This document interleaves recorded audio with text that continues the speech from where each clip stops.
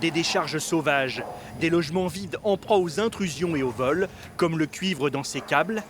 Voici le quotidien d'une partie des riverains de la Cité 5, lassés de voir les détritus s'amonceler.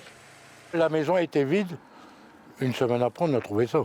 J'ai dit, on ne va plus laisser faire ça. C'est pas possible. C'est pas possible. Ça va, là, ça va encore. C'est encore du bois. Mais par en bas, c'est des sacs poubelles. Ça amène des rats, ça amène tout, quoi. Des rongeurs comme celui-ci observés par des riverains. Je ne me place plus là dans cette rue-là avec les enfants. J'ai toujours peur qu'il y ait une bête qui sort. Moi, c'est pas mes enfants. En plus, je suis assistante maternelle. Ça rend le quartier moche. Ça donne pas l'envie pour d'y habiter. Des matériaux évacués avant sans doute d'autres dépôts sauvages. Ces incivilités se multiplient depuis le printemps dernier. En effet, de plus en plus de logements sont inoccupés. La cité va connaître une réhabilitation. Pour le moment, certaines façades sont protégées des intrusions par des grilles, avant d'autres mesures dans les semaines à venir.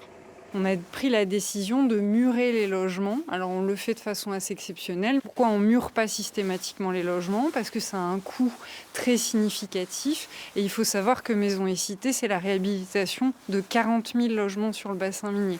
Cette cité, héritage des corons, va voir près de 200 logements modernisés, 79 détruits, début des travaux au printemps 2026.